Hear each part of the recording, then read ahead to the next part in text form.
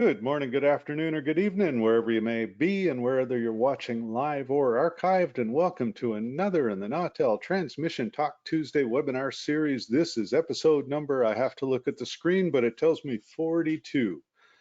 Again, don't know what we're going to do for our 50th part or 50th episode, but there'll be some kind of party of some sort, I'm sure. We're Canadian, there might even be beer, who knows.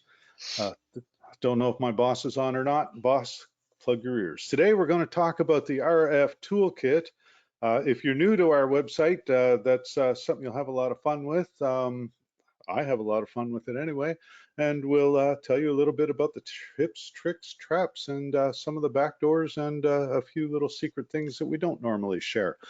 To help me out with this, especially on the secret little things we don't normally share, because I don't know all of them either, we've got Matt Herden, who's one of our product managers and the guy who I like to yell at whenever I see something on the website I don't really like, and occasionally try to compliment when I see something I do. So Matt, thank you very, very much for joining us today.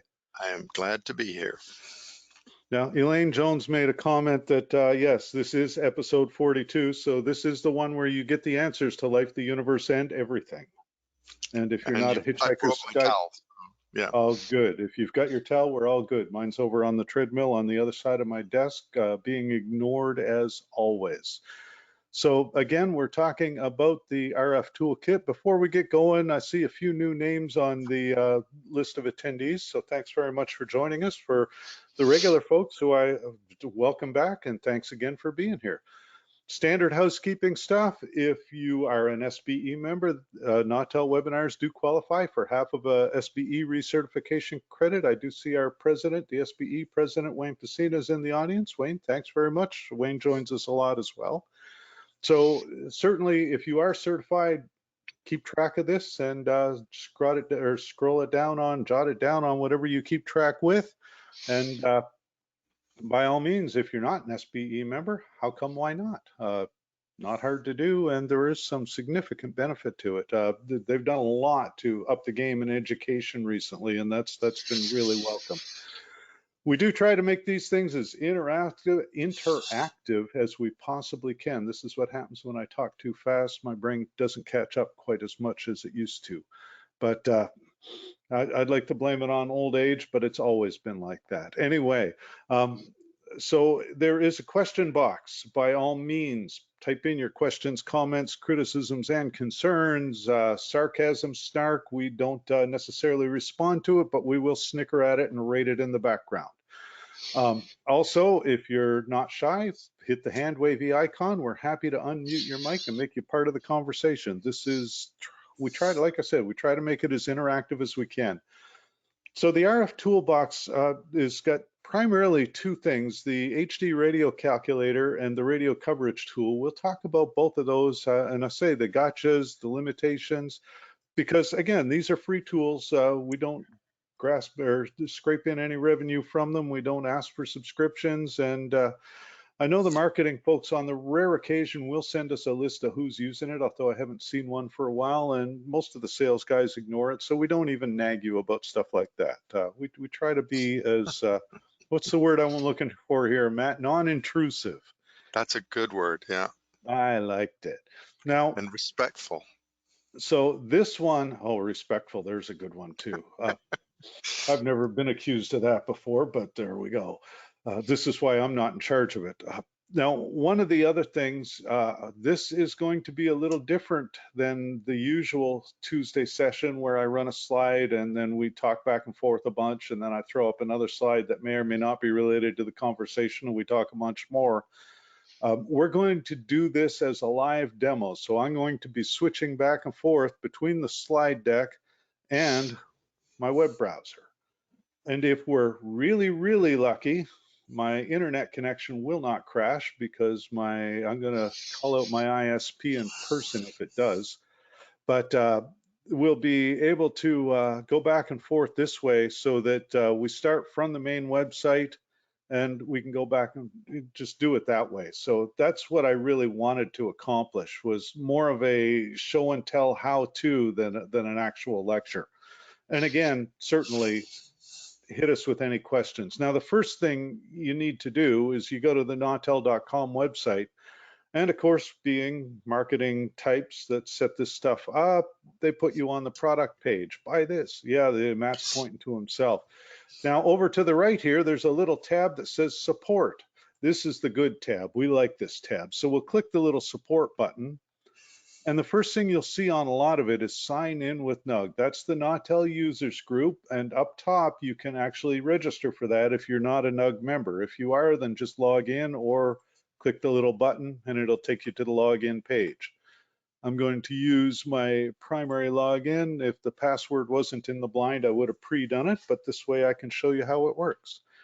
And at that point, we're in. You see the little sign in button's gone away. It's welcome, Jeff. It's profile and all this great stuff. Today, we're looking at the RF Toolkit. That's our job.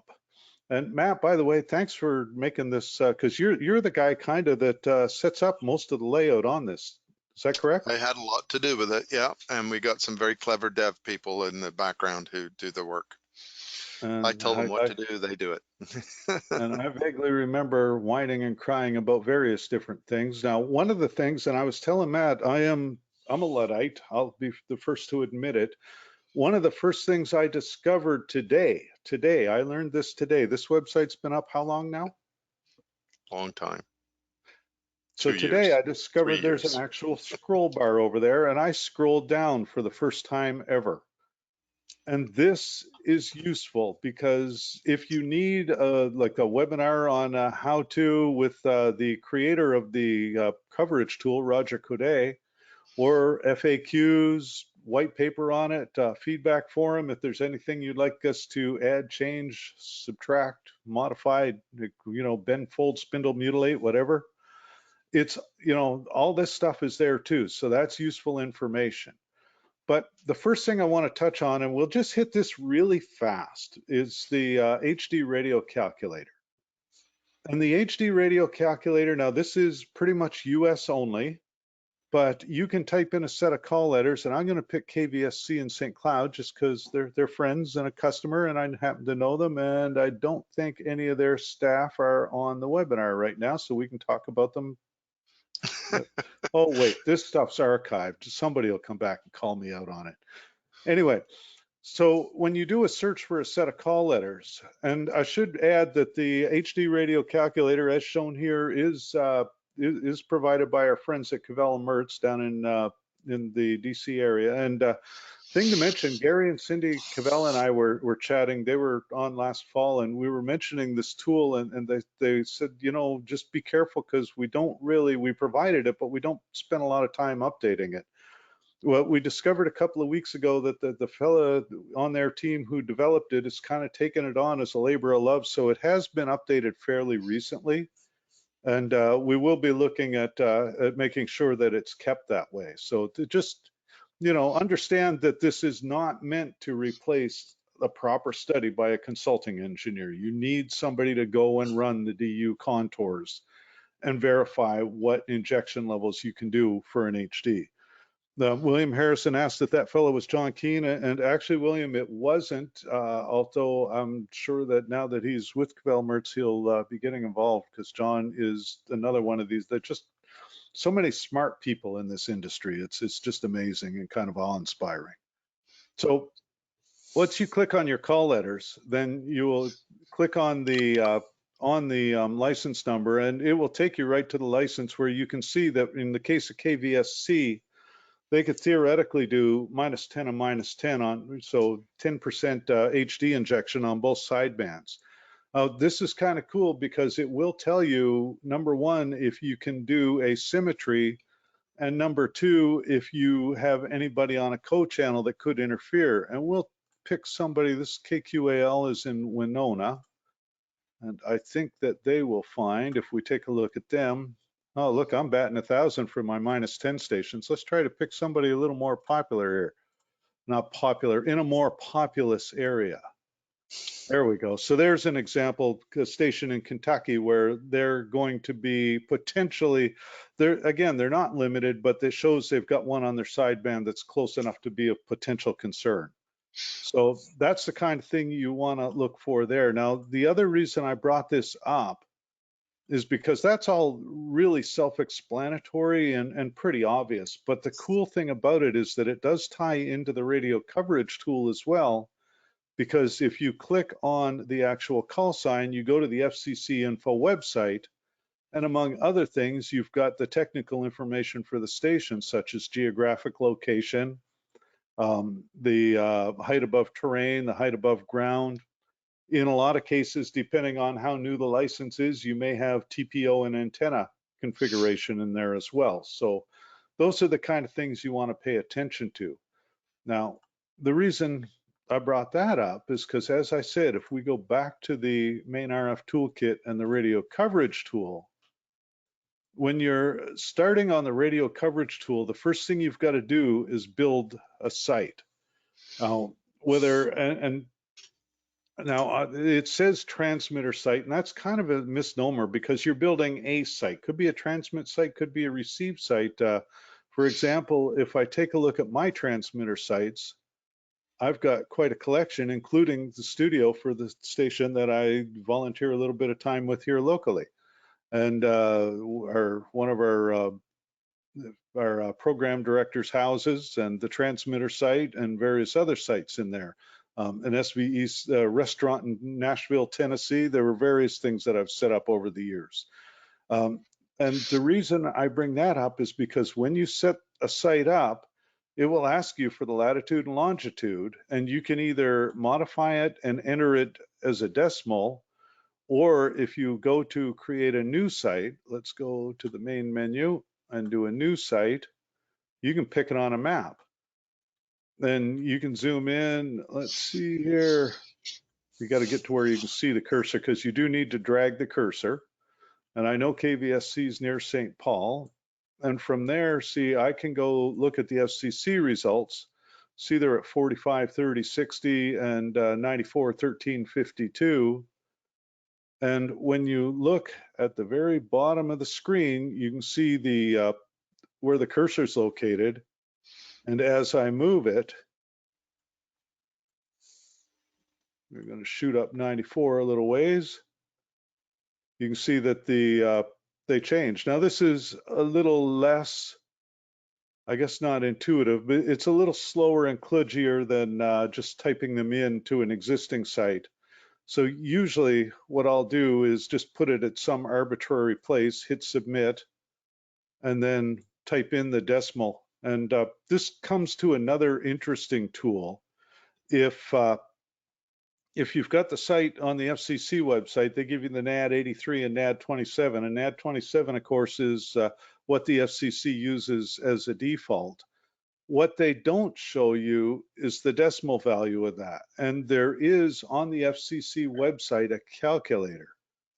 This is the part where Matt's going to have to educate me. Oh, maybe not. Tech stuff, general, and there. So the FCC website has a degrees, minutes, second to decimal degree calculator. And from that, you can put it in, and I should have opened that as a new tab, but let's go back to FCC Info. Thank you, Matt. Poor Matt's my 2 cents worth. Matt's in here, and poor Matt's going to be incredibly bored because this is mostly going to be me talking. No, I get to learn some stuff, but I'm going to add a little comment. You were using the drop in the pin on the map. Yes. One little tip that I have for people, which I learned the hard way, do not cross the date line. If you cross the date line, things get a little squirrely. So if you keep spinning the globe, you don't want to do that. So if you were going from the States over to Southeast Asia, for instance, you have to go the long way around.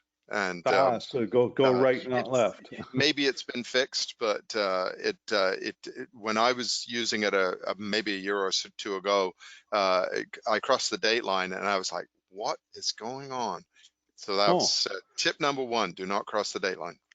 So good thing to know. Now, I mean, for the most part, unless you're playing with a theoretical shot from like Japan to Victoria or west coast of the US, as a rule, you're not going to be doing that. but if you are playing in the West or in the Pacific Islands, there are some areas where you could have a STL shot that went across the date line theoretically. Well, it's and the default pin drop will be somewhere in the North America, and so Yeah. it's very tempting to go the short way. Yep. So good to know if you're in Asia, for example, and you see the pin drop in the US like that, drag to the east, not to the west. Right. So ideal. Well, that's a very useful tidbit. And I say for me, where I primarily work with US customers, that's not something that I had ever had to encounter before. So again, I can either submit this as it is and then do a modification, and we'll take the, just as an example, the NAD 27 for St. Cloud for KVSC is 4530.59.9, 4530.59.9, and because it is a west longitude, that will be negative 9431.51.9. 94, 31, 51, 9. And then you would convert to decimal, and there you have it. So we'll take this and copy it and go back to the coverage tool. Paste. Do the same, whoops, with the longitude.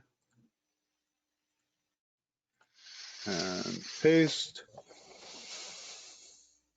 And we will call this KVSC test. Now, we automatically populate the elevation from coverage maps. The cool thing and intriguing thing about this is that this is based off USGS, US Government Survey terrain or relief maps. But if I go to the FCC database, it indicates a site elevation of about half that. So that's something to pay a lot of attention to. Be very careful to make sure you have your site elevation correct. And I'll show you why right here. So we'll work on the 313.9 for now. We'll add this to my transmitter sites and we'll do a new coverage plot. Okay, so we'll call it KVSC. Okay, coverage will work. We'll pick the KVSC test site. Oh, there's a good question. Can we put a link to the DMS calculator near the site input table? Matt, you want to jot a note about that? Yeah. Yep. Thanks, Tom. Absolutely. That's good input. All right. And frequency, of course, is a little less critical, but we'll throw it in here anyway. 88.1 is what I thought. And okay, antenna center height, again, back to the FCC info. Center above ground is 129 meters. Okay, now this is where it gets intriguing. A lot of people are not aware of this. If you're setting up a transmitter site, there are a big old list of default configurations, but if you've got something different, at the very bottom, there is custom.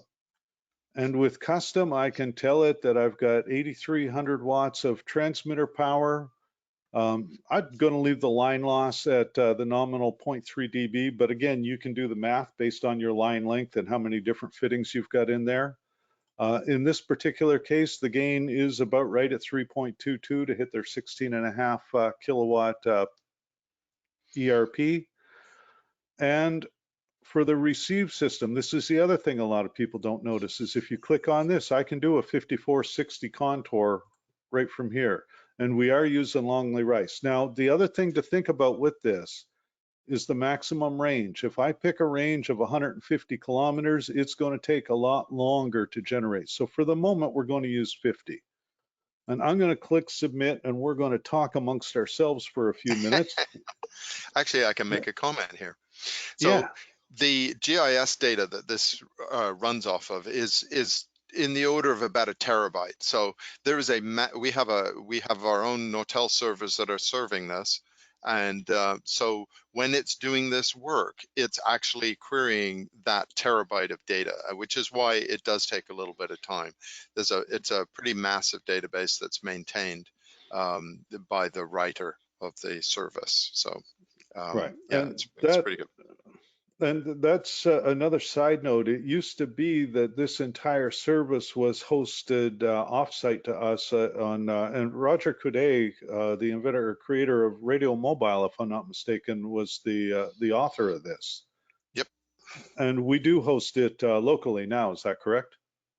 It's not local, but we've hosted it so that it's now, you know, something that Nautel can be responsible for and take care of.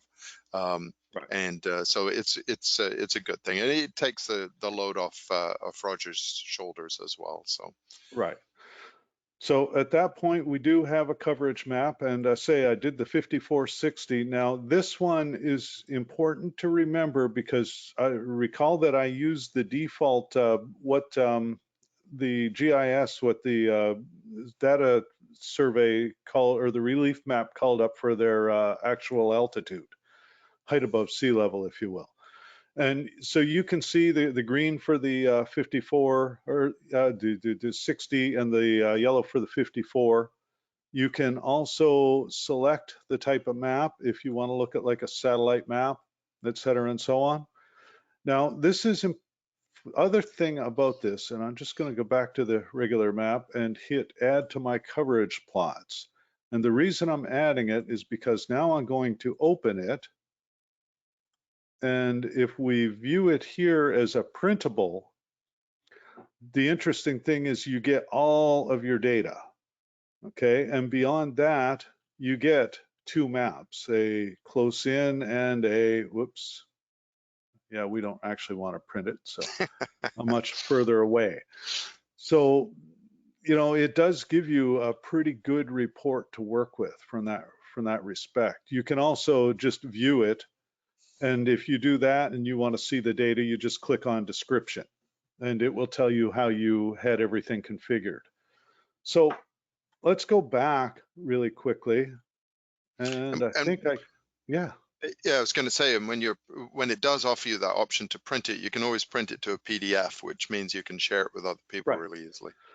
And I have built these on request. One other thing that's worth mentioning that I did not mention is it also gives you population count. And that's fairly accurate.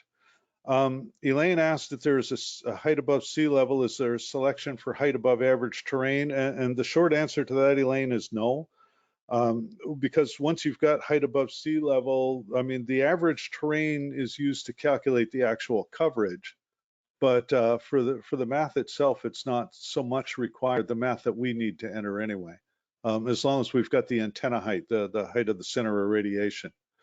So let's go back to the main menu, and we're going to go to My Transmitter Sites, and we're going to open the KVSC test site, and we're going to modify it.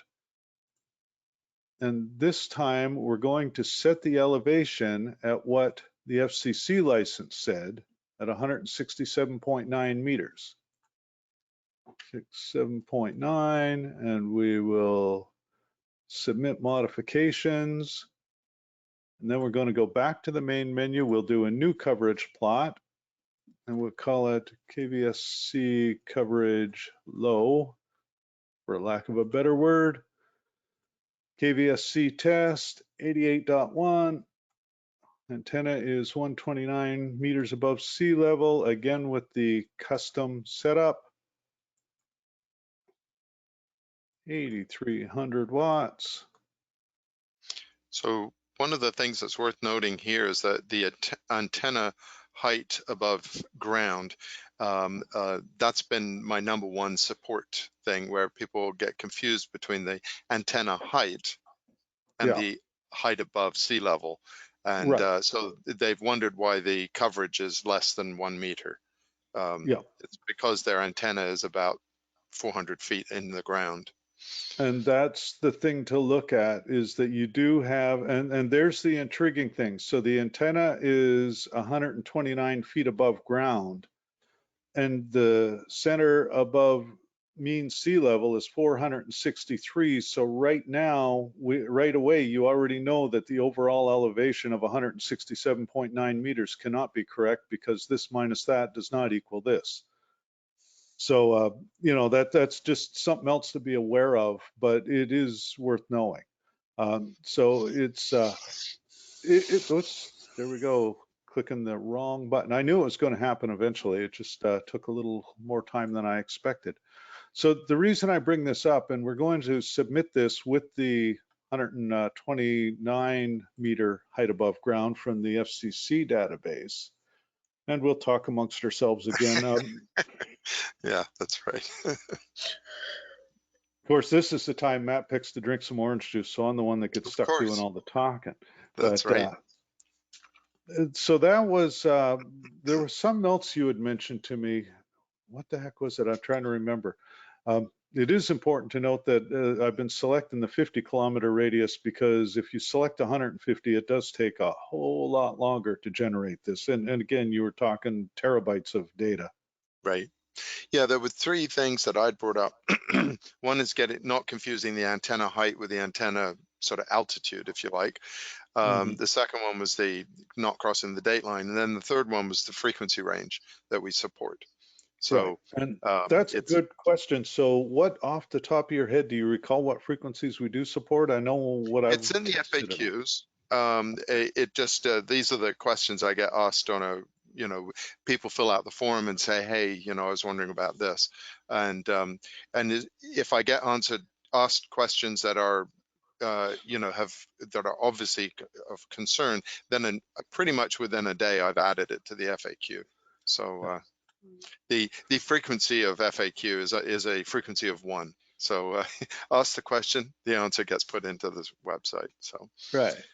So this would be a prime example. So we just took a look. I'm going to open my coverage plots, and we will look at KVSC, the real coverage. And we're looking at pretty good coverage over St. Cloud. And then we'll hit the back button, and we will view the one we just plotted using the FCC database. And you notice that St. Cloud is not so much a concern. And again, that's critical to know. John Van Milligan wants to know what you spiked your orange juice with. He may have worded it differently. I'm using some artistic license with his actual comment. oh, fair enough, fair enough. Yeah, I don't drink during the day. I can't. I'll fall asleep. Jeff would be on his own, and I'd be over here snoring. Yeah. That's worth noting. So there you go. That is, like I said, the big thing to look at is definitely look at the FCC database. And in this case, Alex isn't online, and I don't see Jim or any of the other folks, but we'll be dropping a note to them after and say, hey, do you know there's a significant difference between what your license says and what we actually see?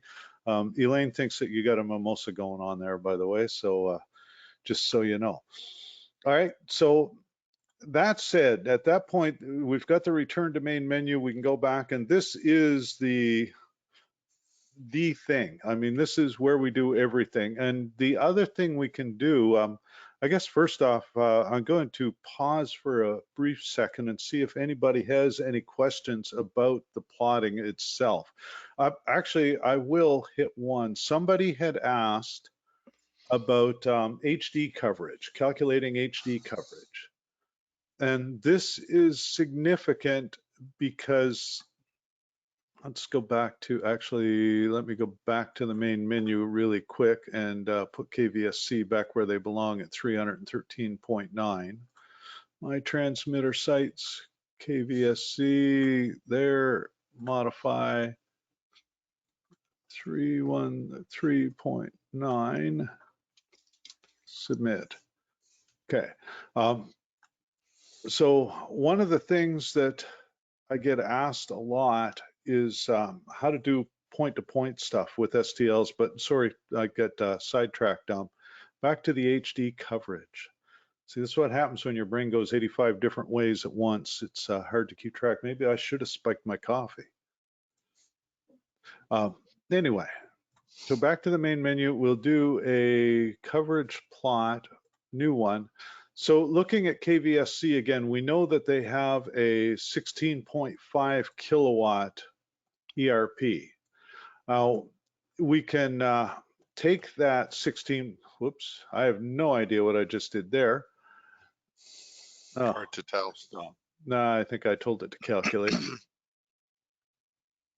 There we go. Try again. Okay.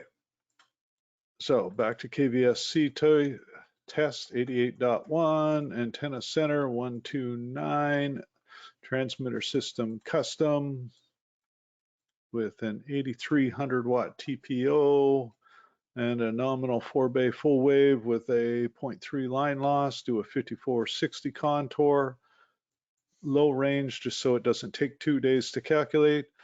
Just for grins, one day I did do a 500 kilowatt range on a 500 kilometer range on a 500 kilowatt transmitter, and it did take a long while to render, but it was pretty impressive. Anyway, you can also change the opacity of the overlay if you want to.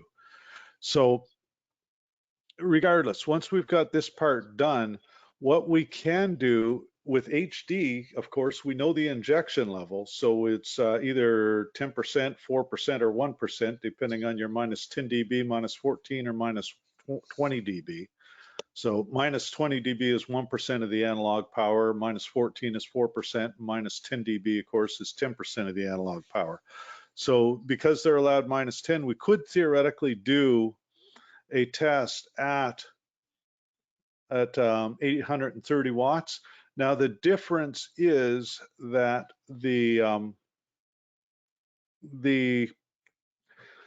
try to say this in English, the receivers will tend to pick up an HD signal easier.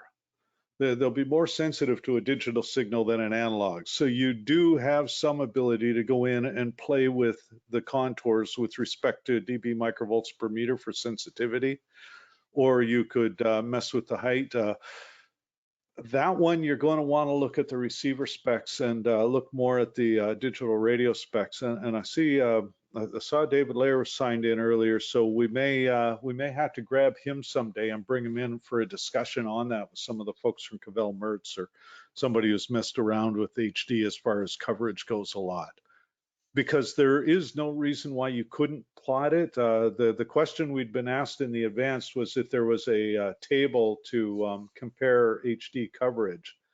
And the short answer is no, but it's fairly basic math to figure out the different receiver sensitivity and do a plot for HD at various injection levels versus the analog at the full power.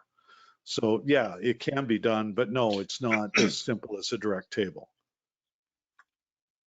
Now, Matt, I hope you're jotting notes. All right.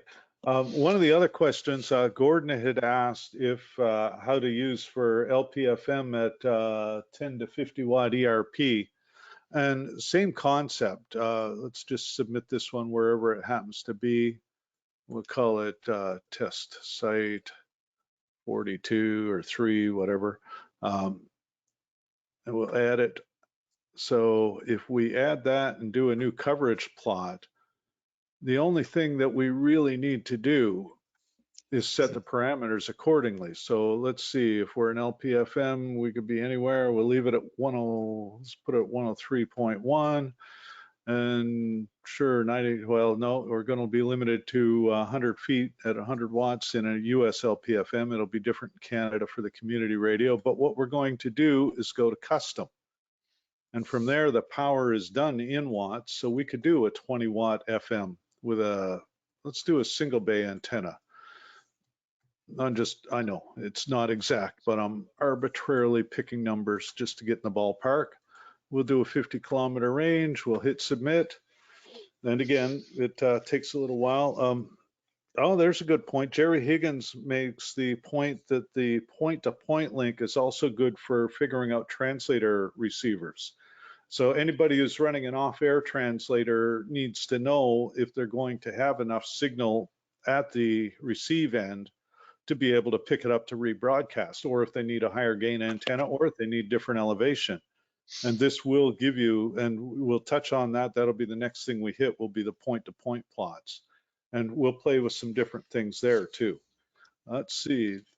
This is, hey Matt, what do we got to do to turbocharge this? I mean, how hard can it be to search a couple of terabytes?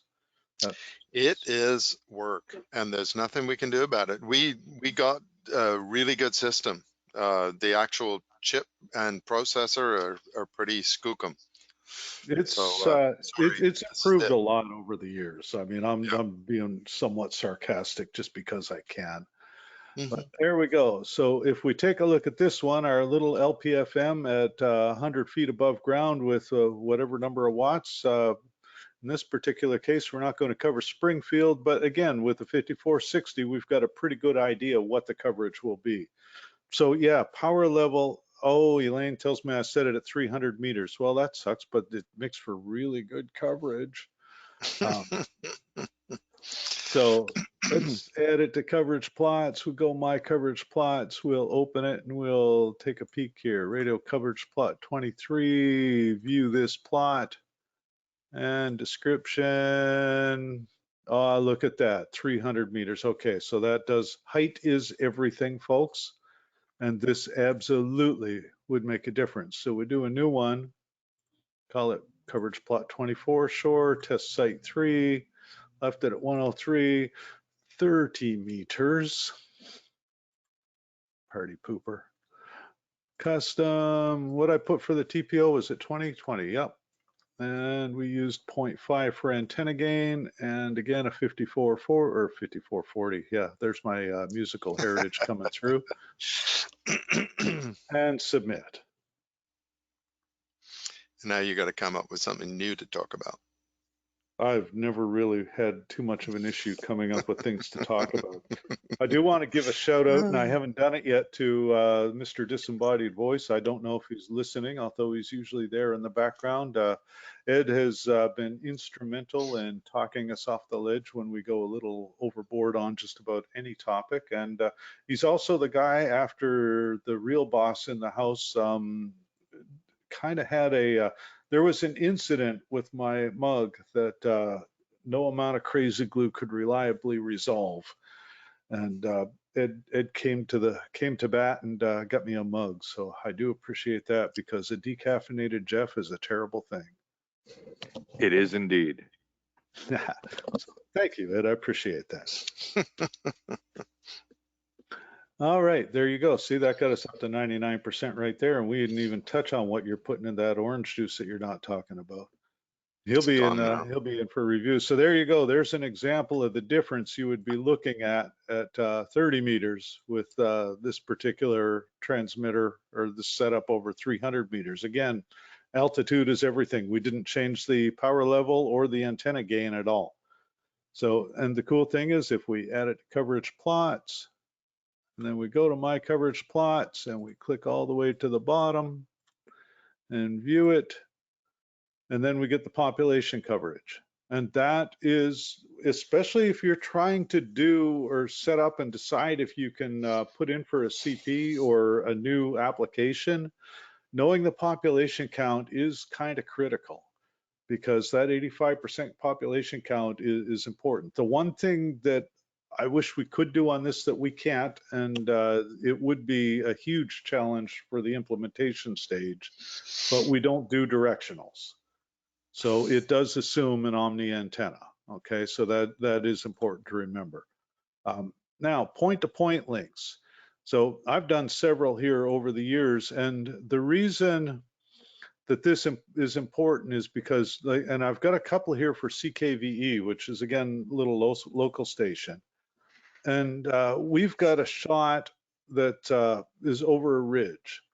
And we had an issue early on where we figured we were going to put in a couple of ubiquity. I think we were looking at nano beams at the original nano. I think it's nano beam. I could be wrong, but 900 meg stuff.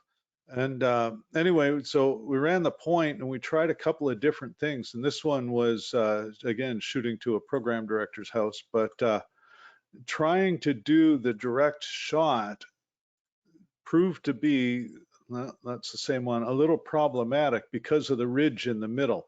And where it gets critical, and we're going to do a new one here. Let's do a new point-to-point link. We'll go from the CKVE studio with an antenna of about 10 meters. to the CKVE transmitter site. And let's put that antenna at, I don't know, 50 meters above the ground. Now we can pick a whole bunch of different frequencies. We were looking at 900 meg at this point with nominal 10 watts, say a crescendo amplifier. And that's pretty, we could do a slightly higher gain antenna, and we'll just call it good for that for the moment. Two things to remember is, well, one thing critical is that you can use land cover. And you can't, to answer Elaine's question, you can't set the tree height. It uses a nominal 20 meters, so 65 feet, I think, allowing for old growth forest. The reason this is important is because if you've ever used the Ubiquity Air Bridge, the Ubiquity, the program they have on their website for calculating a point-to-point link, the challenge is that by default anyway, and I don't know if it's been changed, but by default, it does not include tree cover. And that's what had happened to us when we did our original study.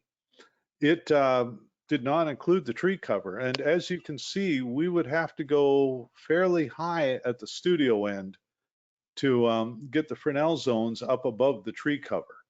And we did an STL webinar 2 weeks ago, 3 weeks ago, some number of weeks ago. And that was one of the things that we covered was the Fresnel zones. And I just like saying it because, you know, that S is silent like the Q in pneumonia. But anyway, so point-to-point links, you can do 900 meg. You can do, let's see, I am going to go all the way back. You know what? I'm going to open a new tab because I can. And Dangerous. The way the internet's been working here, I'm just amazed we've made it this far without totally It's pretty good, yeah. Dropping out. So we're going to click into the RF Toolkit. I did discover today you can be logged in several times into the Nautel users group, so that's good. As many times as you want. Where is the part about, oh, look at that. That's good. So you also, in the point-to-point, talk about the different types of terrain and coverage. And here you go. There's the frequencies available. So 900 meg, not a problem. 4 gig, not a problem. 9 gig, again, once you get above 13 gig, if you're talking a 16 or 20 gig link, that will not be something that you're going to set up on this. Now you can ballpark it using a lower frequency. Just understand that you're going to have a narrower Fresnel zone, which is good at the higher frequency, but you are going to have to pay a lot of attention to tree clearance as well. All right, now if you look also at the coverage maps, we don't do AM, okay? You can do TV, you can do some of the higher frequency stuff, and you can do VHF, FM, and it does do the expanded. Okay, so that is also important. Now, let's see. Now my problem is I'm going to move this over to here just so I can confuse myself even better. Perfect. So is there anything you can think of that I've missed really quick, Matt, while I'm thinking? Not that, yeah, no. All right.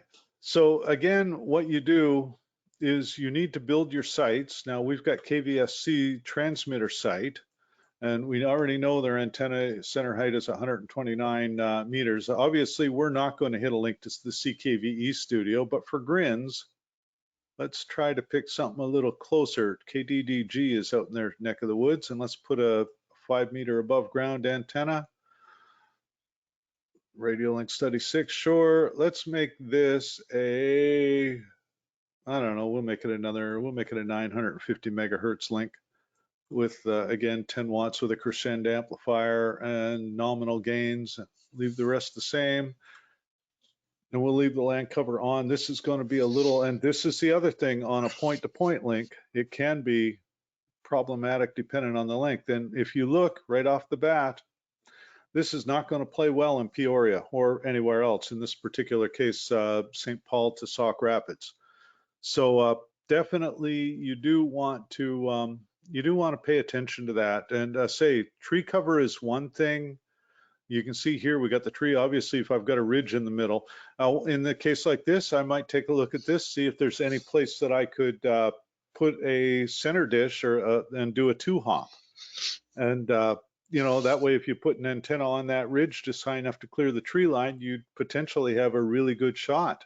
So that's also an option. But this is one of the benefits that you get with this program. And you can see the total length in kilometers. Now, there is a whole lot more data as well. And right down to maps, fade margins, everything. So it gives you a lot of benefit, a lot of information. And again, like I said, I'm the Luddite. I don't notice the scroll bars until I'm doing something. It's like, what's that do? So I definitely pay attention to that stuff. You can click on the link and it will take you to Google Maps and give you a much more everything you needed to know about where you are. This actually looks like I did hit their transmitter site, which is on its own nothing short of a miracle, and satellite view and all the great stuff, street view rather. So, oh, this has changed somewhat since the last time I was out there, but definitely, you know, here's one of the other things I do. I'll go on to Google Maps and hit Street View to look at the antenna to verify the bay count. But anyway, side note there. So that's the kind of thing you can do with this. I can't think there's, like I said, it's fairly self-explanatory after you've done it a couple of hundred times. But definitely you can also add to your links. You can modify an existing link once you've created it if I wanted to play with the height. And this is something I'll do a lot. I may set a link up and I may try to say, well, what would happen if I put a 50-meter antenna at the KDDG site? And so we'll play with that and let that generate.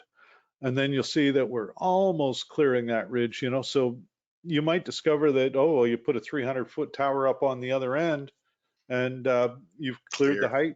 Yeah, exactly. But again, the Fresnel zones have to be out. And again, go to the FAQ, it will tell you about the ground cover and what you're looking at. So that's also, let's see, FAQ, this little ground cover chart. This was something new to me today. So, you know, it's worth looking at, because if you're looking and you're seeing forests grow. You know, urban and built up areas, they sometimes grow depending on where you live, but they don't tend to grow as fast. You know, well, and having said that, I mean, how many times have you, I had one situation where we built a site, we did the STL path, everything looked perfect, got it all built, got it all ordered. They started to put it all together. And in between the first study and the towers going up, somebody managed to install a water tower in the middle of the STL path. So, you know, there's Thank you obviously, so much. Yeah. that was the local town. But yeah, on occasion, you do have to do the visual. You know, there's a limited, I can do a lot with a computer, but it does require boots on the ground and somebody to go take a look. Matt, is there anything that comes to mind that I've missed that should be addressed? I'm having a look at the site and stuff, and no, I think you've covered it pretty well. I think that the links that you showed in that first page were good for, you know, going to check out webinars on the topic and things like that. And you know, and I do encourage people, if they have a problem with anything or they've got a question, then just use the forum and submit that. Right. Now, I will throw in one other request, just in general. This, again, this is a program we do provide at no additional charge. We obviously do track the use of it, but we don't pay a whole lot of attention to it. Not to say we never will. At some point, we might start actually nagging you, say, hey, I saw you were putting a site up. Can I help you with that? But right now we don't. Anyway, having said all that, if you do run into questions on this, then your best bet, as Matt said, is to submit the request through the coverage tool, or by all means, feel free to reach out to your sales manager for your area and ask them. And I'm just saying this because I know John Wilton, our service manager, is on or was on, may still be on. I haven't been paying that much attention. But a question like this, if you call support, you're hit or miss whether they're going to fix it or be able to address it, because it's just not something that they mess with on a daily basis. Their job's to fix transmitters. My job's to figure out if this will reach there. And to be fair, usually they just send it to me. So because I've told them to send it to me. So Right. the absolute best place is fill out the form on that first page down at the bottom, the feedback form, and I'll get back to you pretty quick. Yeah, and no matter where you are in this, if you click the little RF toolkit at the top of the support site, it will take you right back to the main page, and there is the little feedback form. So you can fill in your questions, comments, and concerns. Now, Dan has mentioned that he's having trouble accessing the toolkit with his login. And Dan, the first question is, are you getting the welcome Dan and the profile and logout up at the top of the support page? Because that would be, okay, so he is getting that. So, yeah, I can speak to that because quite a number of people, and I haven't figured out the pattern, but a number of people have had troubles in accessing it. And we found that the simplest thing for me to do is for me to reset the password, and it just works after that. So the more invasive version for a lot of people is for me to ask you to clear your cache and your cookies and all that kind of stuff, which can be a nuisance because sometimes you've used those to store things, and so I try and avoid that. The other trick, if you're having trouble on using, say, Chrome, is to go and use a different browser like Edge or Firefox or whatever, depending on your platform. So as long as you've got your login credentials, just try a different browser. A lot of times it's cached some stuff that is tripping it up. So those are two tips and that's generally getting into the NUG login on the support site. It's not just the RF toolkit, it's in general. So whether you're going for the technical documentation or the RF toolkit or whatever, then. Now, having said that, we did do an update not too long, and I say not too long ago. In my mind, that could be anywhere from last week to 2 years ago. But we did do an update that did blow out a few logins here and there. And no, I think the last time we did anything was when we did the new website, which was, I don't know, 4 years ago or something. And 2 weeks, yeah, 2 years. Yeah. So the new website, and we did bring everything across, and usually the problems that were encountered for people that came from the old website to the new part, if they had a problem, they couldn't log in at all. And so I would just reset the password and everything was fine. So that's a very simple thing for me to do, and I usually get it done within minutes. So, you know, feel free. Yep. And beyond that, the other question that we had in the advance, and I didn't address it while we were running through all this because it really doesn't apply to this so much, but it is useful information in a way, is the question was how, if we could discuss null fill thoroughly and how to compensate it. And that is really well beyond the scope of the radio coverage tool. Now, the radio coverage tool will show you if you've got a null. It'll, you know, if you've got terrain blocking your coverage, you know, maybe there's a hill in the path, for example, and you've got a hole behind it. How to compensate that? There are a couple of different options. Again, it depends a lot where you are. Different countries will have different rules on whether or not you can do, for example, a on-channel booster or a minimal limited single frequency network. With our friends at Digidea, we can certainly come up with a suggestion to provide you with single frequency networking solutions. There are some ways to accommodate with beam tilt and through configuration of the antenna. And again, we don't allow for calculation of directionals or things like that in this program.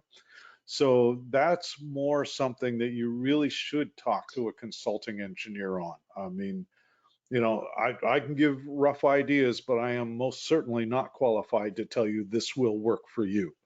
You know, this might work for you is about the best you're going to get out of me on that regard. Matt, anything you can think of on that topic? I think that's pretty. No, I think that's good. Yeah.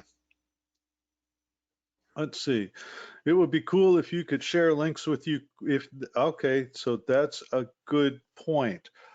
Cool if you could share links that you create with others, like between members of your engineering team. So Matt doesn't have access to the questions. He's listed as a panelist, so I'm Yeah. kind of reading it to him, Tom. But I don't like to work too hard. well, no, we'll give him the printed copy afterwards. Yes, Now, one thing you can do with this, Tom, again, you can save it as a PDF, so you could share the PDF file, of course. We'll take a coverage plot. Let's just grab one at random here. Okay, CE, that was, forget which one that was. But again, I've got the view where I've got the base information, but I've also got, return to my coverage plots, the printable coverage plot. And as we said before, over and above just, and this one may or may not load. It's a pretty old one. We'll see. Oh, it did. Good. But over and above sending it to my printer beside me, I could save it as a PDF. And then I can, you know, save it as an actual file, which would include all of the data plus the coverage maps. And that I could share to my engineering team. Yeah, that's probably the best way to share right now. The problem with we don't have kind of a static version of what you're doing. So when it views a coverage plot, it's actually regenerating it. So so sharing that is not possible unless the other person had a NUG login. But now you know, there's some boundaries that are getting crossed from a logic point of view. So we can't do that. Right. Now, Tom had also asked if the same thing was true for links or for point-to-point links. And the answer is kind of, but not as much. Your best option there, and I cannot make it scale properly. Your best option there is to just print it and share it that way. And again, you could print your browser to a PDF. It's not ideal. It would be nice to have the ability to print a point-to-point Yeah, link. so I can certainly dig into that sort of. So a printable point-to-point. Yeah, because you can like create a new link where you just basically clone the existing one and then edit some details. Yeah. But yeah, that's the one thing that you cannot do is to print a point-to-point link at this point. So Tom, I appreciate that input. That's useful. Yep. All right. On that note, I think we just broke every one of our records because it is the top of the hour and I have almost ran into, I got a little note from Ed 2 minutes ago, maybe warn folks if you're going to go long. And I think more of the point, we should warn folks if we're not going to go long because I don't recall ever not going long. So, you know, I think that's kind of an assumption to go long. Yeah. But at this point, it is 2:01 according to all the clocks I've got in front of me, and we have gone just about exactly 2 hours. Folks, if there's no other questions or comments, I want to thank you very much for your time. Matt, thank you very much for spending an hour with us. Actually, it's an hour and a half after we go through the little preamble, if you will. Yeah. So a couple of things to be aware of. Obviously, as he skips back and discovers that he's been scrolling the slide deck inadvertently. This archive, as with all of our archives, this webinar, as with all of our webinars, are archived. And you can certainly get to them at the webinars link under the resources tab on our website or through our YouTube channel. The Waves newsletter, I haven't heard from Fiona recently, so I'm sure I will be at some point in the fairly near future. And online info, the BDR, broadcastengineering.info, radiolists.net, pubtech.org, CRTech for Christian radio technology. There are so many resources that we just couldn't even touch these days, or 10 years ago even. On that note, folks, I want to thank you very much. Next week we are taking the week off. I'm going to get myself some breathing room. The week after that, we should be back and in fine form. I forget what we're talking about, but you should see the notifications popping up in the near future. Thank you very much. Have a great day.